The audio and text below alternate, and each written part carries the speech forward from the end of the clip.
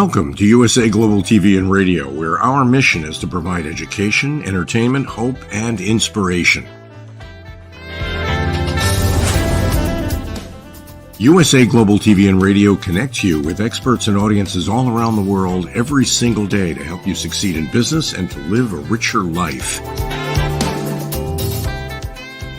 Visit us at usaglobaltv.com to learn about career and life-changing training and mentoring programs like the Listening Mentor. Subscribe to our newsletter to stay informed about our special programs and offers. Discover how you can become a guest on one of our shows or a host or producer of a USA Global TV and Radio show of your very own. That's USA Global TV and Radio, where the doctor is always in.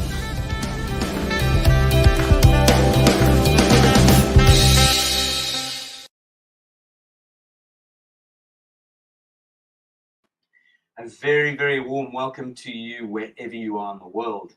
It's Live, Learn, Teach, Inspire. It's Wednesday, and we are so excited, as always, to be introducing a phenomenal pair, two people who drive an incredible organization that the British School of Excellence has joined forces with, and I am going to be taking you on a journey with two wonderful people. But before I do so, I would love to just sort of throw it out there. You know, sometimes we've all felt that we lack clear sense of purpose or direction in our lives, and we just want to find something that can put us on the correct path and sort of unlock the best versions of ourselves. And this is exactly what we as an organization are about, is where we need to sort of really map out how we can be the best versions of ourselves and really put this map in front of us. We can draw something which is unbelievable.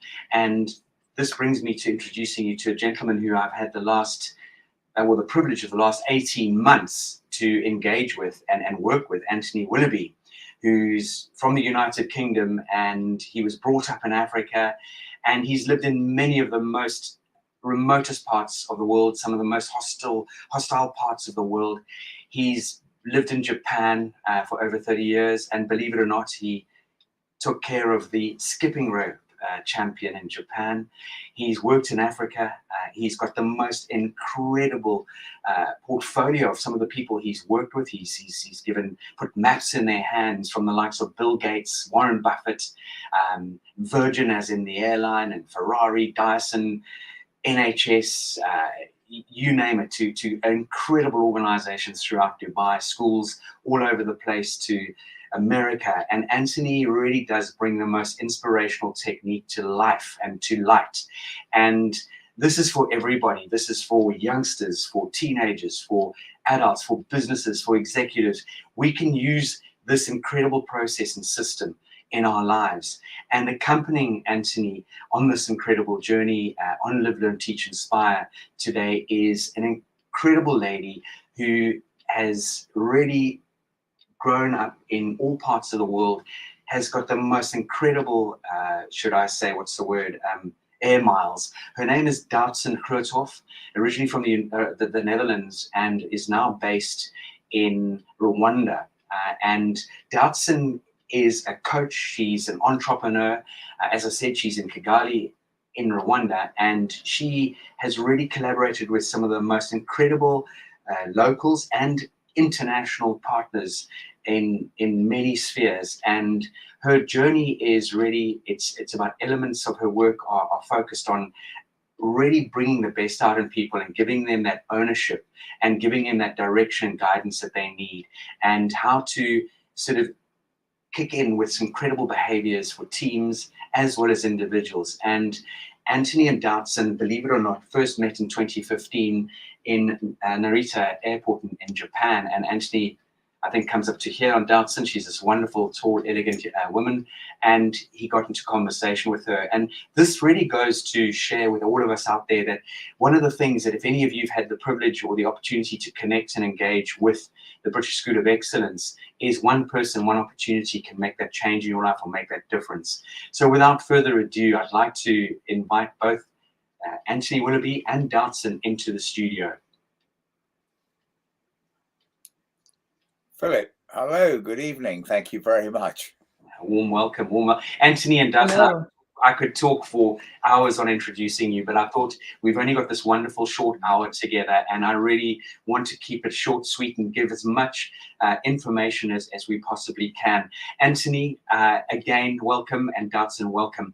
What I'd love to do is I'd really love to jump straight in, if I may, if that suits you. And by the way, this is free flow, so please don't feel that it follows any specific strict form, but, interrupt one another and how we can connect and engage and sort of just embrace this moment together. And what I would love to do is really ask you, Anthony, where did this start from? What is territory mapping? I think territory mapping goes back a lot further. I mean, I think it is, school days. What are we doing at school? What is important in our lives? And I wrote a book decades ago called In Search of Inspiration. And what I was really looking for is we've got the freedom of choice to shape our own destiny. What do we need to learn about ourselves and Mother Nature if we want to really enjoy that freedom? And that has been my quest over the last 50 years. And territory mapping really was a very simple, it evolved on a camel safari in Kenya. And I saw the Maasai and I saw they had absolute substance without arrogance. And I thought, why do we have arrogance without substance? And I decided this is fascinating. What else have we lost? So I went off to the Papua New Guinea ambassador, met in Papua New Guinea embassy in Tokyo, met the ambassador and said, "Sir, what have you got that we've lost?" And he said, "Go to my village." And I'll be telling more about feathers and spears and things that I learned there. But when I got back to Tokyo, I just said, "What is the most important thing in your life?" And he simply said, "It is my territory." And he drew a map of it. And he said, "My entire life from the age of 3 is how do I protect my territory?" So I became fascinated and realized that for the first 99.9% of human existence, our identity has come from knowing the territory that we protect. And it just started to make me think, what is my territory? What does territory actually mean? And I think really the relevance is what Dowson will be talking about is really how she sees territory and how she's been able to work with people to ask them that question of what their territory is. Fascinating. So it's something that people can really clearly draw and visualize and see, as you've shared with me in the past, what areas of their life they need to take hold of, who they surrounding them, who they sort of handling around their campfire, and which bridges do they need to cross over, which rivers, and which swamps are they handling. And, Dowson, this is something I know that since you've been working alongside Anthony, you've had the opportunity to come up with some incredible analogies and material. Would you please just elaborate on what I've just asked or shared with you about, crossing these territories and rivers, and who do we put around our fire? Definitely. Yeah, when I first heard Anthony's stories, I was fascinated by the liveliness of it and how much sense it naturally made. And coming out of a corporate world and completely different models that we're working with, everything that he spoke about seemed to resonate and very intuitively, easily understandable. And as I started working with his methodology myself, being part of a small team in Kenya, and I started studying NLP on top of my coaching, I started to really understand why it was so powerful. And there might be many reasons for it that I haven't figured out yet, or that I haven't done any research or research about. But, there's a power in thinking about your territory from the perspective of drawing it, reflecting on the rivers to cross, the mountains to climb, as it helps you to take a bit of distance from your life, from your current situation, maybe even from the goals that you have, where you're heading, where do you come from, and to then use these metaphors to contemplate on what is actually going on, what is in front of you, what do you need to overcome. And the metaphors other than the power of metaphors in general, if you also start drawing them, contemplating and discussing them with others, it makes it this natural language that others intuitively understand. And you'll be able to come up with a solution as you have a bit of a perspective, a bit of a distance to your situation. And it just seems to naturally resonate with people. Sometimes, when you're with people who are near a coast and they have no mountains. I'm from a country with 0 mountains. Now I live in a country of 1,000 hills. Some of them you see behind me. So not always all metaphors that we use resonate with others. So there's a freedom and playfulness in this tool that people can adapt to who they are, to what resonates with them. And maybe that is for now the first thing I can say about that, if that makes sense. It makes huge sense, because it's what people can identify with and what resonates with them, and certain, not, it's exactly as you said. If I sort of said, hey Dutson, you know that the bar one is an amazing chocolate and you've never tried it before, how are you going to know it's an amazing chocolate? So I hear you, and it's finding what opens doors for people or what resonates with people. Anthony, going back to you on this next question, in just sort of expanding and elaborating on what Dutson was sharing there, would you expand on how one sort of goes about putting one in place, and what are some of the really key elements? Absolutely. I think one thing I would quite like to say, and that is that when I mean, this is something that I've discovered. I mean, I was running team building programs in Japan and in China on the Great Wall, where we had a center. And people say, where do I belong? Where am I recognized? What is my identity? And I always thought every time I'd been with indigenous people on my journeys and expeditions, they had absolute clarity of who they were and what was important. And it was at this time that Thomson and Reuters were getting together. And a chap called Dan Vedetto said, look, I don't want a team building program. They don't know each other, so there's no point building a team. What we want is a way for them to talk to each other about what they do. So I said, well, look, can I try something? And I had no idea what people would draw. I said, look, I've always been fascinated by territory. Do you mind if I show them some maps drawn by people in Papua New Guinea and really just ask them, what is their territory? What are they hunting, protecting, and growing? With no idea what they would draw. And instantaneously, they could draw the mammoths they were hunting, the villages that they were protecting, and where the villages were that they were growing with their different partners.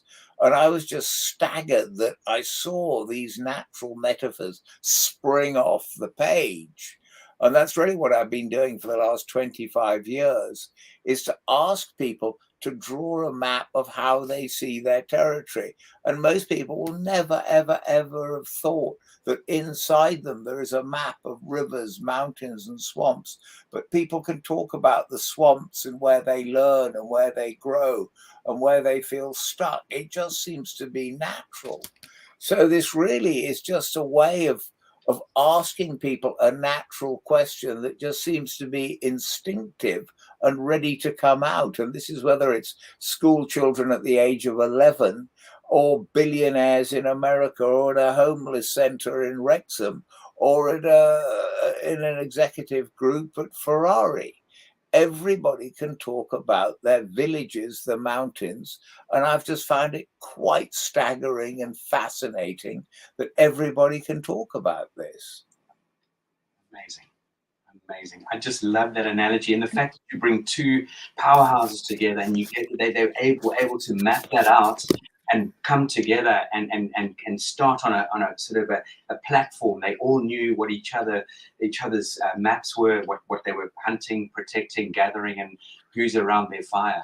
Dutson, once you sort of took the reins of supporting Anthony in this wonderful journey of creating maps and this sort of understanding what the Nomadic Business School is all about, I'd love you to share with us how you've incorporated this mapping into your life, but also I know as an organization, we are now working together to incorporate the mapping and the journey into our material, because we can then join the dots and it makes so much sense and brings it to life and brings it really into perspective. Yeah, thank you. Well, I guess the first thing that after Anthony explained like how he started working with this and what it did to people and the team that he was working with, one important thing that this tool brings is simplification. Whether or not you're in business or in life, life can be pretty complex, and this tool helps to kind of bring down that complexity to simplicity and to a way of which you feel like you can almost, it becomes tangible, it becomes possible, you can grasp it again, you can oversee your territory now because it's on one map. And so if you ask me, like, how have you used it? This is one of the kind of key angles that I take with it, or cues that I listen for when I speak with other people. If there's a need for simplification, territory mapping is a great tool. Now, there's also something about the power of having a vision, or making a vision that sometimes is a strategy or an idea, to make it visual. And when you have that on paper and you start seeing where you're heading, it becomes easier to explain it to other people. So ways I've used it, I started working with this, as I mentioned, as part of a small team in Kenya. We were working with family businesses, or kind of community-driven businesses which were growing, and the ownership, the owners, the family were kind of having trouble handing over authority and ownership to others as they were growing. When we started using territory mapping, they were able to explain their vision, what their strategy was, what they were actually aiming for with this business, but they could also see how their staff was, how the teams were experiencing the business. Not only the business, but also the challenges, what they were seeing in the market, opportunities. And with sharing maps together with each other, people started understanding each other's perspectives much better. And they started developing this common language, like, okay, we have to hunt that mammoth, that big mammoth out there, or this is our river of miscommunication that we need to cross, or there's a mountain of bureaucracy that is stifling us. So it allowed for just clarity, simplification, understanding each other, and then prioritizing. So that was how I started working with it.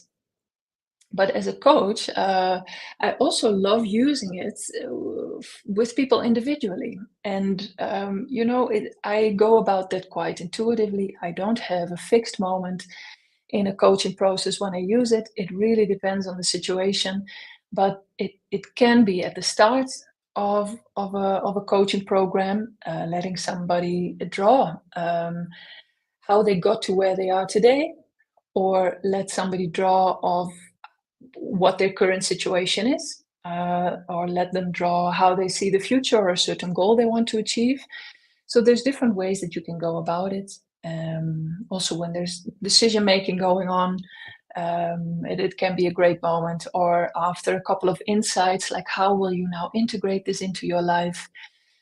So I know we're focusing on territory mapping here, but all of the different symbols and metaphors that already kind of crossed in this conversation, you can use as specific themes or modules or sessions, like a mountaineering session or navigating a swamp session, or there's this beautiful stuff about I will not complain, which is part of Anthony's stories. And but so there's a lot of richness that comes out of a map that you can then work with.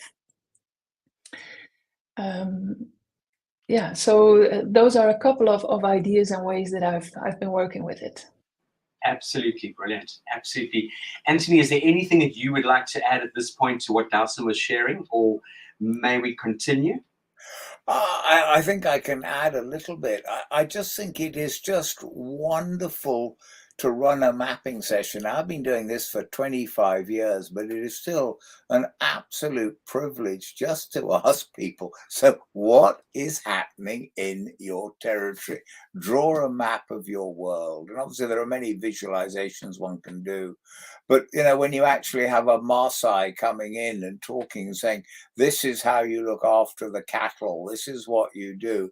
And people can start, I believe, to tap into the humility, the humanity, and ultimately really understanding who they are, because it just removes all of that jargon and people can't draw what's not important. So it's just very, very versatile for starting great conversations. And I think ultimately, what do? We help people have great conversations based on mutual trust and respect.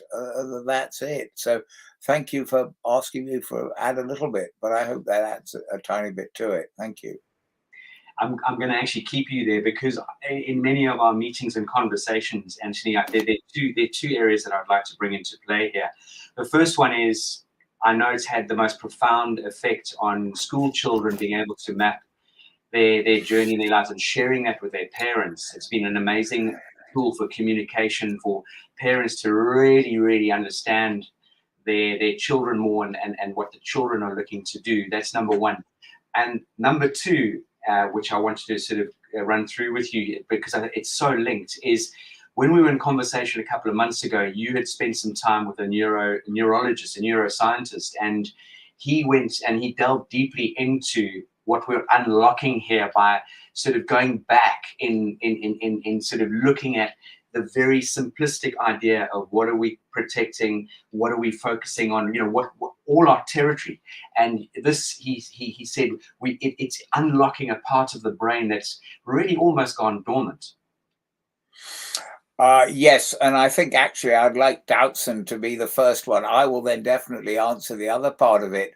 But Doutzen knows a little bit more about the neuroscience behind this. And yes, we've got some fabulous documents. I've even had an email from a fellow who won the Nobel Prize for Medicine, a chap called Edward Moser, who's discovered there's a GPS in the brain. And he sent me an email saying, yes, I think what you're doing might be tapping into this part of the brain. So I think there's a lot there that we're actually tapping into, which all visuals do. But I think Doutzen, you've been looking at it more about the thoughts and the neuro whatevers that, you know, yeah.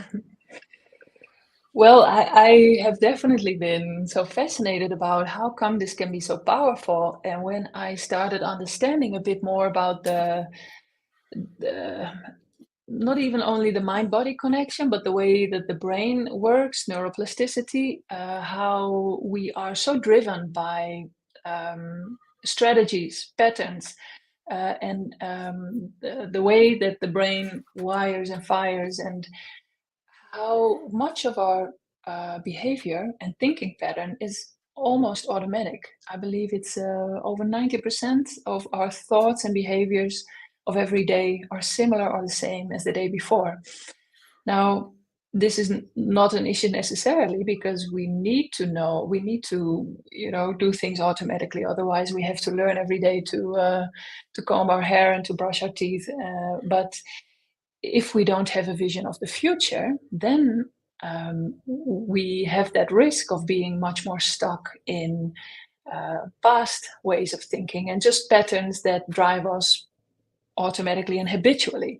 So that is where the mapping also connects, where you are kind of invited and inspired, also based on Anthony's stories. It's not only the drawing itself, but also being kind of through his stories, stepping back into who we have been for so many thousands of years. You know, we all can tap into that natural wisdom. That's why we call it like that. It's natural wisdom. Everybody has this in their genes. And with that natural wisdom of thinking about where you are, where you're heading, and what obstacles are on your way, if you make that visual, and you actually create that compelling vision of the future, and you see like, okay, I might head for that swamp, there might be some challenges there, but it's part of my path. There's something beyond there where I'm heading. And this really helps the brain to see opportunity, to recognize when you get there, and to become creative and create opportunity in order to continue going. So I'm definitely not a researcher or a scientist in this area. This was just for my studying of what is actually happening in this process and why is it powerful. So, Anthony, I think here, please take over from me again. And Yeah. I certainly won't, yeah, venture into that area, but maybe at some time you can have Dr. Christine Johnson on talking about it. She's written a fabulous article that we could let you have, linking territory mapping directly to the neuroscience. But Philip, you talked about me working with parents and students and teachers, and this is actually a very, very new thing. We've actually at a homeless centre in Wrexham who work very closely with families in distress. And they have really, the parents drawing the maps and starting to talk to the students. And that has been really very successful to get them talking. But I'm working on a project now with an amazing 15-year-old from a school in Dubai with his parents. And really what we're asking is, what is the wisdom, knowledge, and education that you need to have a purposeful, well-lived life? And to actually get parents and students to think about what does that actually mean, and what is that progression of the skills you need in order to cross your swamps of insecurity and lack of confidence. And we are working with, as I say, the school and the parents. But one thing I found absolutely fascinating is to involve parents talking to teachers and students is almost heresy. The schools seem absolutely terrified that we're actually going to start asking, so what is the point of an education? How is the education going to give the students a sense of purpose and identity? And why don't we get the parents to talk about what their sense of purpose and identity is, what they thought when they were the age of the student about life, and what was success? So this is a really exciting program. We're going to work with school children in Dubai and their parents and teachers. We're going to do it with the Maasai in Kenya. We're going to do it with a chap from Nepal who's the first from Gurkha to join the SAS with his daughter and their teachers who are based in Cambridge in England. And at the same time, we're going to do it with people who've never left their village. Because really, this is what we want to ask people is, what does it really mean to have a life that you can be proud of? What does that look like? And I asked this literally of 1,000 students in Dubai a month ago, from year 6 to year 12. And every single student could draw those rivers, those mountains, those swamps. And that's now going to be used with their communication with the school to start developing those life skills that they can start seeing what the vision is way beyond university to have a meaningful life. And why don't we talk to our parents about that, or to our children about really how do we contribute and where does our identity come from?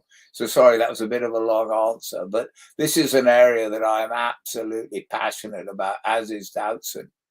And we really, really would love to work with people who want to try to find out what it means to have a purposeful life.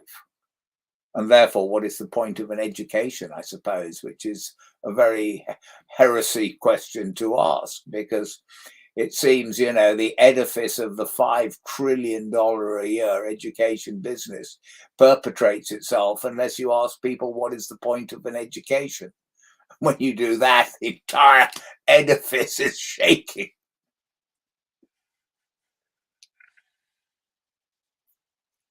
you're on mute, Philip. You're unmuted.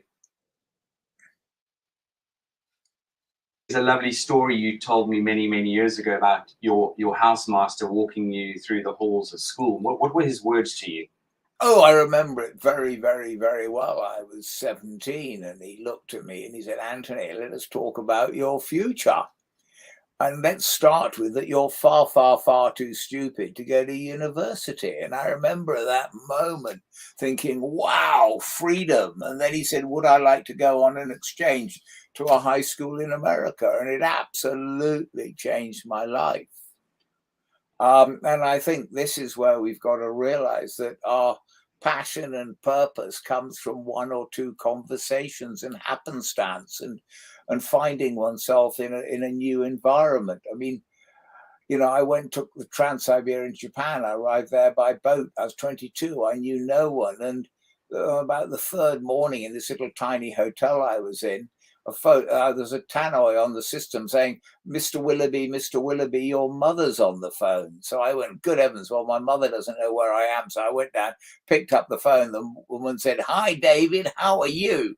And I went, no, it's Anthony Willoughby here. What does David do? Oh, David runs an English school. So I tracked down David Willoughby and I had a job within a week teaching in an English school.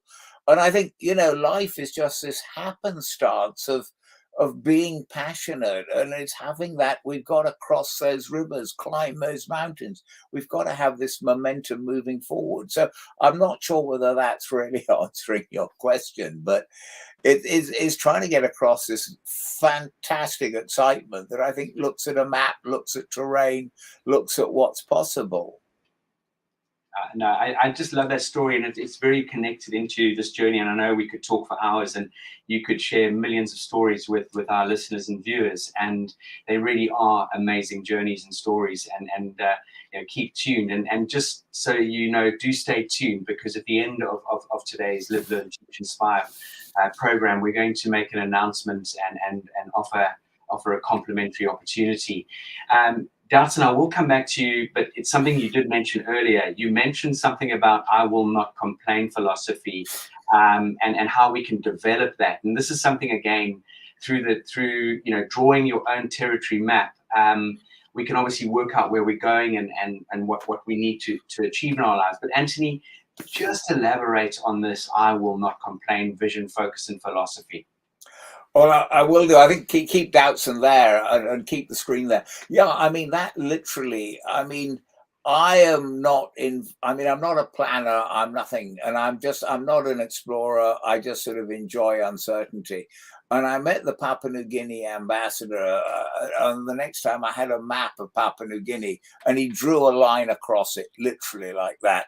And I saw that there were villages, and I was overweight. So I thought there'll be food in the villages, but there probably won't be any wine. So he headed off into the jungles of Papua New Guinea with 24 bottles of wine, extra porters to carry the wine, and absolutely no food. Not very good planning. But one chap on this trip complained, and he complained, and he complained. And what I saw is complainers completely destroy morale. They will never go to the leader. They will always go around undermining. Do you think Anthony's lost? Do you think the porters will kill us? You know, and they gradually undermine the entire essence. And really, complainers fundamentally are cowards. They really, really are. And I realize that you just can't really have cowards on trips. You want people to say, if something's wrong, they come up with a solution. So for future expeditions, everybody had to sign a document saying, I will not complain if I get eaten or trodden on by animals, if I extra porters.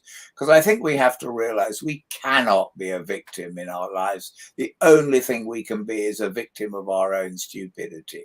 Now, that's obviously a fairly arrogant statement, and people are victims, and it is unfortunate.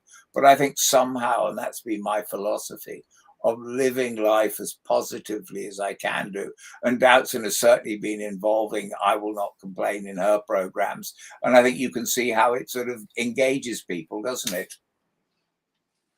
Yeah, it's great. People love IWNC, I Will Not Complain. When they hear about that story first, everybody enjoys it, they laugh, but also it makes them think, like, actually, what are the things that we are, or that I am complaining about, and that actually do not bring me anything, and they just cost me energy, negative energy.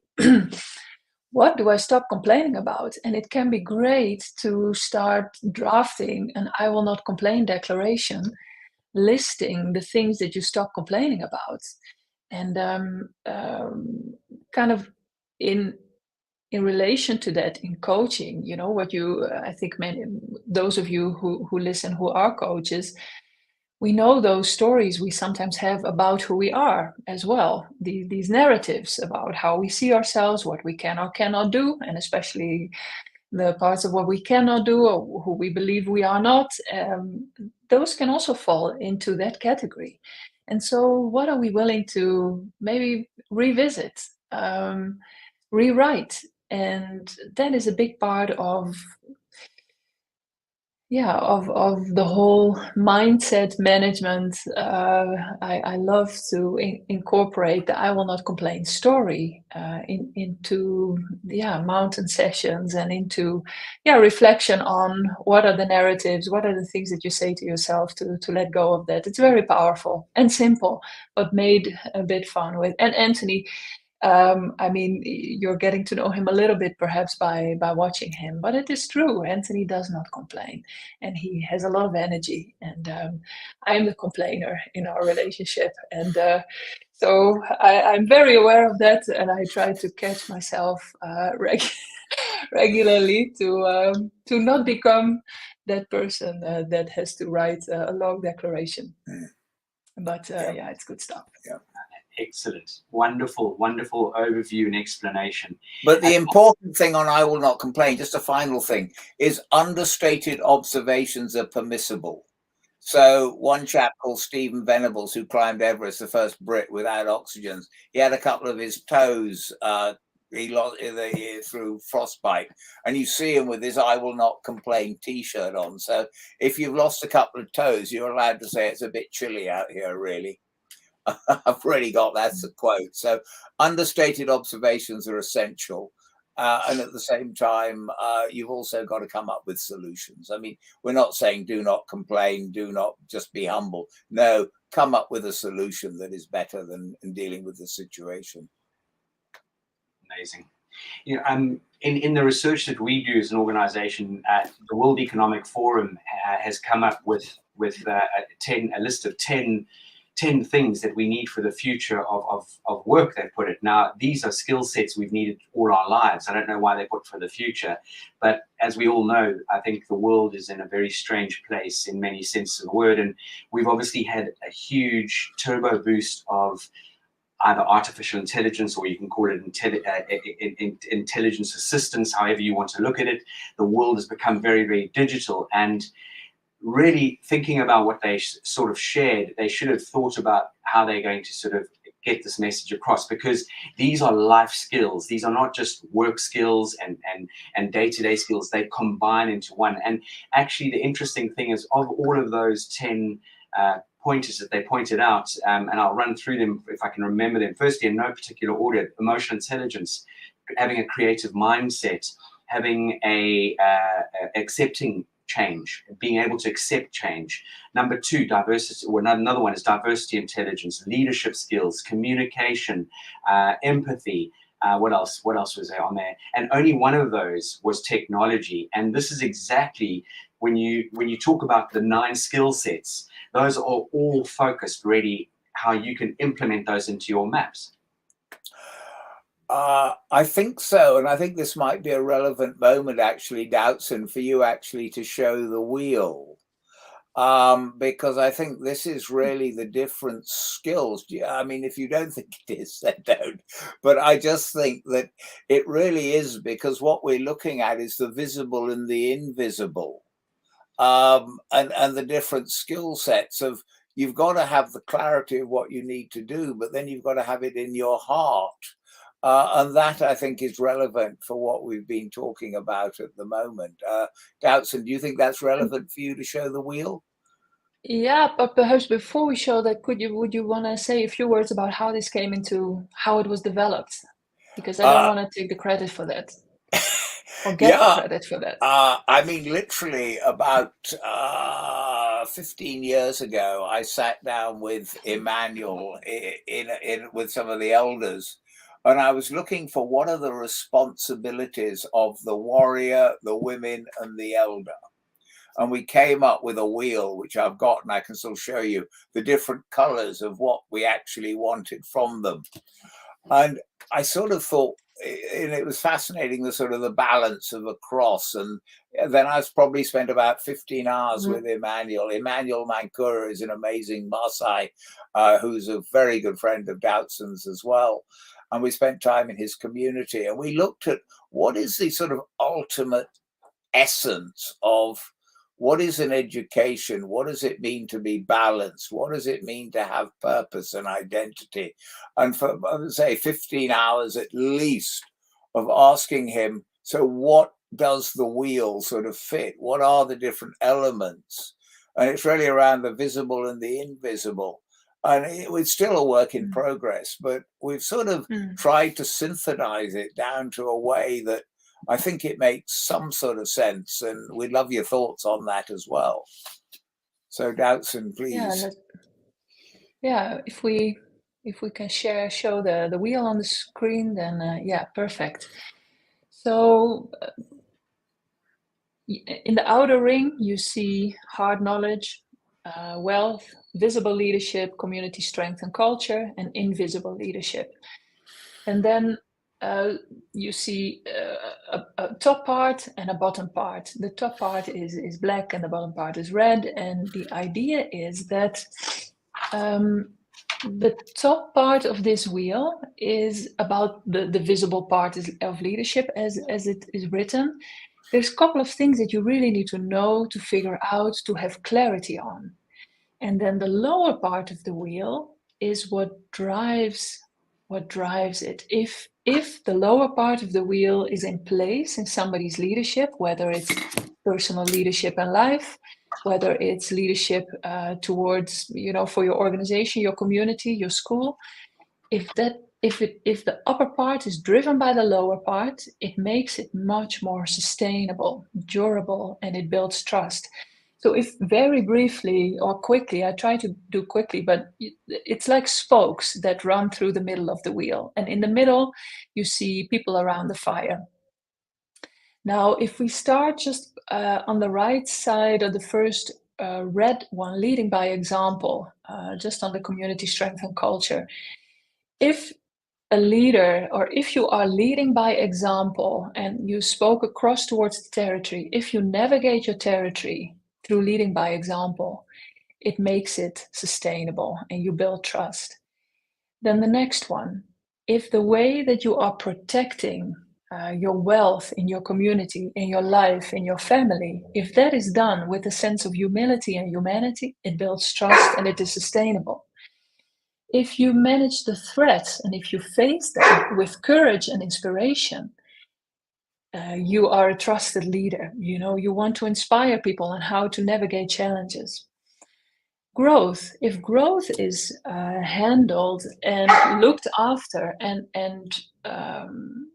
if that is what we are after with in mind, the collective first and not the individual, it builds trust and it is sustainable. Then, so on the left side here, territory protecting, you have to know what your threats are, where the growth is, and you have to know when you need to innovate or adapt. When you do that with keeping your purpose in mind and who you really are, whether that's individual again, or that of your family, that of your school, that of your organization, that of your community, your innovation and adaptation is coming from that sense of purpose and identity. It's much more sustainable. People have their individual journeys and how they then have to navigate that adaptation. If that is done with respect for each other, with pride in who you are, and with respecting differences in timing, it builds trust again. People will follow you. And then there's the migration plan. How are we actually going to get where we need to be? If you do that as a leader, keeping in mind that everything is connected. So when you go left here, what are you leaving behind on the right? Or if you make a decision for this department, how does it affect the other parts in the system? So having an eye for interdependence is really, that builds again a sustainable migration plan. So this is just to there's much more to this, of course, but the idea is that even though you need to know the upper part of the wheel. I mean, every leader needs a level of clarity in life as to where you are, where you're going, and what you're expecting on the way. But if it's backed up and if it comes from these elements on the bottom side of the wheel, then you are a leader that people will follow. So we call this the natural leadership wheel, because it feels very, it comes from the development of Emmanuel, other nomadic advisors, so many conversations we've had around this, and it's just simplifying and tapping into what you were mentioning, Philip, about what we need in life going forward. Add something to that, Philip. The top part is really what you can draw on the map. That's what people will draw quite easily. We need a migration, we need to move. But then the most important thing are then the questions. So how will it help the community? Where do we need to be humble? Where can we earn that seat? How do we build the trust? So that the top part is easy for people to talk about. The bottom part is really what is the emotion that we need to build a community that's got that resilience, that level of trust, purpose, and identity. And that's what we're going to be talking to teaching children about, is really looking at what does that bottom part of the wheel actually mean. That is absolutely fascinating, and it's just very clear to follow and understand. And I've actually got a map in my hand, and I know you give each person a map with a lot of material, and you give them the guidance and steering. So you don't just throw a map at them and tell them to draw something. You give them the most wonderful guidance and steering into taking them into this journey and unlocking, this creative mindset. And really something that for me is a question that you often ask people: what did you see for the first time? And I'd love you just to elaborate on that, Anthony, just to give me a little bit more flesh on the bone when you poise that question, when you sort of point that question in the direction of the people drawing maps. Well, I think, and I'd like Dowson to add to this, is very much when you ask someone to draw a map, they have no idea what they're drawing. And again, to people who haven't drawn a map or anything else, it probably sounds like a very strange sort of language, but everybody can draw a map. And once they've sort of drawn it, half an hour or so, you then sort of say, so what's not on your map? Where do you feel most comfortable on your map? Where is the sun shining? What is the climate? You could start to have this sort of fascinating conversation that people get those different insights. And please, Dowson, would you like to add to that, please? Well, on the question of what do you first see or what do you see when people draw maps, it's interesting how everybody has like a different style of going about their maps and how they come to create it. But in the end, if people start sharing maps, there's so many commonalities, whether it's a mountain for the one and like a desert for the other, or sometimes it's a kitchen where ingredients are missing, or where so any metaphor can work. And sometimes people feel stifled by the fact that they might expect or think that a certain map is expected of them. So they think they have to, achieve something specific, while that's pretty hard to do. So, and that is at the same time the beauty of this process, because it brings out people's reality. What you often see, for example, in teams, when there's a lot of internal things going on that are actually preventing them from being in the field and in the market, often on such maps you don't see any clients, and that is a powerful conclusion on itself. It means that there are things to sort out internally before you can even start thinking about the outside territory. So no matter what a maps brings out or what it looks like, there's always a story, there's always a narrative, and that is the fun of also facilitating such sessions. And Anthony always asks very powerful questions, so it's great to see that in action. Anthony, anything that you would like to expand on at this point in time with regard to just taking us? No, I mean, I think the universality of it's wonderful. I remember once doing some mapping, the very first mapping session we ran with a friend of mine called Chris Howe in Kenya, when we were getting the Maasai to draw the maps. And we sort of sat down with the Maasai, and Chris sort of drew his map. He's from England, it runs a coaching business, and he sort of drew a river and a sort of a village, and there was a wizened finger of the Maasai sort of came out and pointed at something and said in Maasai, "That does not make natural sense to me." And I remember Chris going, that's a part of the map that I really don't understand. So I think, it's when you have a Maasai can help you, ask you the questions, or when you're in a room where you've got literally Korean, Chinese, Japanese, and people talking in English on different tables about the rivers, mountains, and swamps. About 3 years ago, I did International Territory Mapping Day, and we got everybody. We had people in Mongolia, New Zealand, and Africa talking about what were the rivers that they were trying to cross. Everybody had that river. So it really is trying to create that absolute universal common language that I think is what we need. And I think this is what we want to try to do for businesses, is have this language that what is the swamp, what is the river? And you have the different experts, because we've all spent our lives in business or in life going through those swamps, and that's where we've got our credentials from.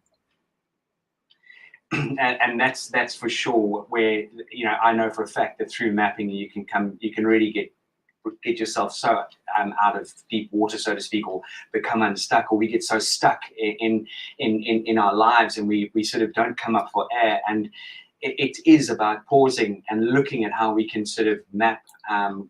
Even if the past hasn't been so good, we can sort of really start to plan an amazing future for ourselves through this sort of mapping. And there's something I'd like to sort of share with all the listeners and people who've had the time, and thank you so much for joining us, is we would love to invite you to a personal growth and success session in November. Anthony is going to be putting on a 6-hour workshop where he'll be introducing, and creating an innovative workshop that Anthony and Doutzen have been rolling out to different organizations for quite some time now. But it's going to focus on, looking at our profound personal growth and learn how our universal wisdom framework really taps into ancient wisdom, enabling deep self-discovery and personal empowerment. It's going to focus on effective problem solving, really allowing us to find a powerful tool to overcome challenges and break through those barriers, both again personally and professionally, focusing on a holistic perspective where we can gain really amazing insights into achieving a holistic life perspective, and again fostering clarity in your life goals. Then there's going to be a focus on personalized growth plans. In other words, discover how to create customized growth plans that align with your unique aspirations and your purpose.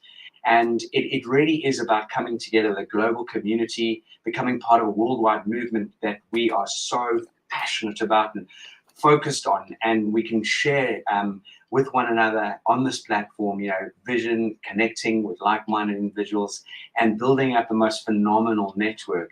And this is a really wonderful opportunity. It's 100% complimentary. It's an opportunity for you to sign up. We're going to be offering 2 sessions. Those 2 sessions, one will be at 10 a.m. GMT, which we would have stepped back in time by 1 hour, and our clocks changed at the end of October. So it'll be 10 a.m. GMT.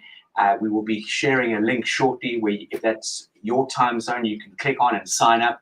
And then there'll be a 6 p.m. GMT for people waking up in LA, California, or parts of the States and that neck of the woods. So I really would encourage anyone who would love to know more, would love to be inspired, would love to sort of gain some phenomenal insight into allowing your imagination, your vision, your clarity, your purpose, everything unfold in a mapping session. And Anthony, as I said, will be taking you into this journey on the 8th of November.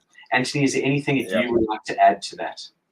Yeah, on November, the one will actually be probably a little bit briefer. And what we really would love to do is to let people meet people who have done the mapping sessions, so they can ask questions, they can see what they'd like to do, what they'd like to learn, and then talk to people who've actually been using it, so they can then see it, and then they can sign up for a longer program. But we will certainly let everybody know about this and have it. Doubtson, please, over to you. Oh, I agree with you. Indeed, there's the free webinar, and then a longer program later where you can experience all of this. Yes, please. I heard that there's a question. A good question. Go ahead. Yeah. Philip, is there a... No. What do you suggest to someone who is insecure on drawing a map? So this is indeed a very great question, as many people have that initially, and we know that. And you, Philip, yeah. Yeah. So we acknowledge that, and we call it the wobble, or at least that's the word I learned for it. Like, there's this moment where you're about to start, and you're like, "Oh no, what am I supposed to do?" So just knowing that everybody or many people struggle with that, that's the first thing. The other thing is then to just start somewhere. And usually a powerful start can be to just draw a river and first think about that. What is that river that I need to cross? And give yourself a bit of time. We often give people some reflection questions. So there'll be a couple of questions to ponder on even before somebody starts drawing. And then depending on the setting, when we're live with people, we'll also be walking around and supporting where needed, or coming up with some ideas on how you could get started. But really, in the end, everybody gets over that initial stage. So a bit of faith and trust in the process. Anthony, what would you say to that? Oh, I mean, leave me up with doubts in there. I mean, look, we spend our entire lives being insecure, worried. Are people going to throw bananas at me when I've done a map, talking at a mapping session? We spend our lives being terrified of what people are going to say and think. I mean, I still worry about it, but I'm sort of used to my swamps that I find myself in. So we're not in any way being judgmental, and people just sort of think about how they want to interpret it, how they want to talk about it. And ultimately, when they draw a swamp, they can really show the life experience. And when we do it at homeless centers, etc., people see they have crossed the rivers. We have been brave. We do have people round our fire. We can move together. And it just lets people share that anxiety when suddenly the elephant in the room pops out and everybody goes, "Oh, what a relief. I thought I was the only person." So we're not in any way being subjective or trying to understand. It's just literally we all are terrified. That's the human condition. And the map just creates a conversation. And if I may add, I don't know if the question also came from perhaps a perspective of teams, companies, families, or if that is part of the insecurity, like who might I be sharing my map with or talk about my map to? That can add some additional insecurity. So when we are working with a team or a company, we definitely prep also with the chief, They have to be very aware of their support in this and be super careful. Or we sometimes beforehand, before people start drawing, we highlight some of the sensitivities and we acknowledge that this is known, that this is difficult in your team. We know that this is a swamp in your organization, so to kind of clear the air already, that those things are free to come up, because they're already acknowledged, true, and but there's always the courage of people amazes me, and it opens a lot of conversation, and especially through the safety of a drawing and a metaphor. You don't have to say like, you didn't do this well, your department didn't do this well, but there can be a safe metaphor to explain things through. And so that helps as well in honesty. And it's completely emotionally engaging. As we say, you can never unsee a map, and people cannot draw detail on a map, and they can't draw what's not important. So it's just another platform for having a really lovely conversation, as we would have done sitting under a tree, talking about how our cattle are and where the rains are coming, and grass, as we've been doing for thousands and thousands of years, and where our territory is and where we feel strong, and how we can earn respect from other people by our contribution. Love it, love it, love it, love it. And I know, as I said, well, talking of cows, we could talk till the cows do come home, and it would be wonderful. I know the hour has shot past. I do find, and I hope everyone out there found this totally insightful and something that has sort of triggered an amazing part of your creative brain, your thought process, and that you will have the opportunity to join us. I know we've got Dr. Jacqueline will pop up the registration, which is Dr. Jacqueline in the chat there. It's the free event on the 8th of November. Please, we will be emailing this out as well. Please make contact with us as well at hello@thebritishschoolofexcellence.com or leanne@thebritishschoolofexcellence.com, and we will furnish you with all the details well in advance. We're then going to be running some incredible programs later in the year as well. So it's with huge energy, excitement, and passion that we bring this to you. And I want to thank you, Anthony and Doutzen, for your valuable time, for just scratching the surface and giving us an insight into the power of putting your vision, focus, your energy, your thoughts, your clarity, everything onto paper, and creating a map where you can see your future, and it's not set in stone. That's the beautiful thing about it. That's the wonderful thing about this. So I thank you all so much. Thank you to the audience, Dr. Jacqueline, as always, for producing the show for us. And we are at the other end of an email, a telephone. If any of you would like to engage and speak to any of us within the team, please feel free to do so. Well, thank you very, very much indeed, Philip. Thank you for inviting us. Much appreciated. And it's a fabulous partnership, and I'm sure Doutzen says the same. Thanks a lot. This was great. Thank you for having us here. Yeah. Looking forward to the future with you. Yeah. Thank you. Thank you. Thank you, Anthony. Take care, everyone. Bye-bye. Thank you. Bye-bye. Bye.